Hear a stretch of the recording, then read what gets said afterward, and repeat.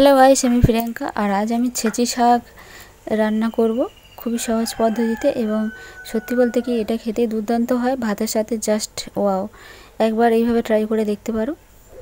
এই শাকগুলো আমি মাঠ থেকে তুলে নিয়ে এসেছি, আর এই সময় তো প্রচুর পরিমাণে এই শাকটি জন্মায়। এটা এমনি এমনিই জন্মায়, এটাতে চাষ করতে লাগে না এই শাকটি। তো এই শাকটি কিন্তু অনেক পুষ্টিগুণ রয়েছে, যেমন প্রচুর পরিমাণে ক্যালসিয়াম রয়েছে, আর রয়েছে ভিটামিন সি, এবং এটি খুবই সহজ পাচ্য, খুব সহজে আমাদের হজম হয়ে যায় এবং হজম শক্তি বৃদ্ধি করে, এবং পেটের জন্য খুবই ভালো এই শাকটি। আর সবুজ শাক সবজি আমাদের শরীরের জন্য অত্যন্ত প্রয়োজনীয় এবং অনেক পুষ্টি দেয় আমাদের শরীরকে। আর সেটা যদি হয় বিনা সারে, তাহলে তার কোনো কথাই নেই। আর এগুলো তো বিনা সারেই জন্মায়। শাকগুলোকে খুব সুন্দর করে আমি বেছে নিয়েছি হলুদ পাতাগুলো, যেহেতু একদিন আগে তোলা ছিল সেজন্য পাতা কয়েকটা হলুদ হয়ে গেছিলো। তো সেগুলো আমি বেছে নিয়ে সুন্দর করে ধুয়ে নিয়েছি। আর এটা আমি কুচিয়ে নিলাম না, এটা খুবই তাড়াতাড়ি রান্না হয়ে যায়। যেহেতু আমি ভর্তা বানাবো সেজন্য আমি কিন্তু কুচিয়ে নিলাম না। আর শাক রান্নাতে সবসময় কিন্তু লবণটা একটু দেখে শুনে ব্যবহার করতে হবে। লবণটা খুবই কম লাগে যে কোনো শাক রান্নাতে। তো প্রথমে অনেকটা দেখতে লাগে শাক, কিন্তু যখন রান্না হয়ে যাওয়ার পর শাকটা একদম কমে যায়। তো সেই জন্য প্রথমে কিন্তু লবণটা অল্প দিতে হবে, যদি প্রয়োজন হয় তাহলে পরে আর দেওয়া যাবে। এই শাকটি রান্না করতে জলের কোনো প্রয়োজন হয় না, তাই আমি ঢাকা দিয়ে রাখলাম মিনিট 10-এর মধ্যে।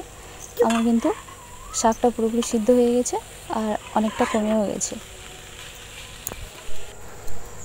এবার আমি একটা পেঁয়াজ কুচিয়ে নিচ্ছি।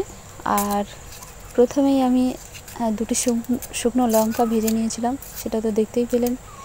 তো সেটা আমি তুলে রেখেছি। আর এই যে পেঁয়াজটা কুচিয়ে নিচ্ছি।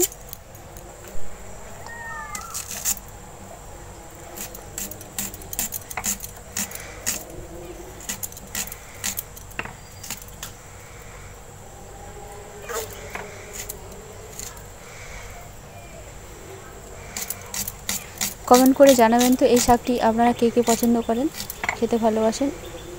আমার তো শাক অত্যন্ত ভীষণ ভালো লাগে।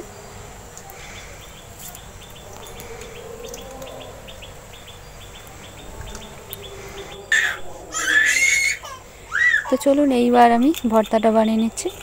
এই যে প্রথমে যে শুকনো লঙ্কা দুটো ভেজে তুলে নিয়েছিলাম, সামান্য লবণ দিয়ে মেখে নিচ্ছি।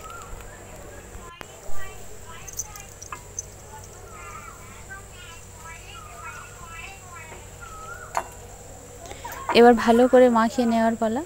খুব সুন্দর করে মাখিয়ে নিচ্ছি হাতের সাহায্যে। এখানে পেঁয়াজের পরিমাণটা কম বেশি দিতে পারেন, যদি বেশি পছন্দ করেন তো বেশি দেবেন।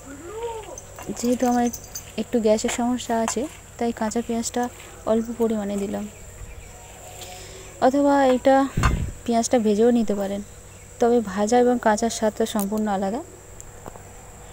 তো সব শেষে একটু সর্ষের তেল দিয়ে নিলাম। আর দেখুন, লোভনীয় লাগছে, খুব সুন্দর লাগছে, তাই না? এটা কিন্তু খেতেও দুর্দান্ত হয়েছে। অসংখ্য ধন্যবাদ, টাটা।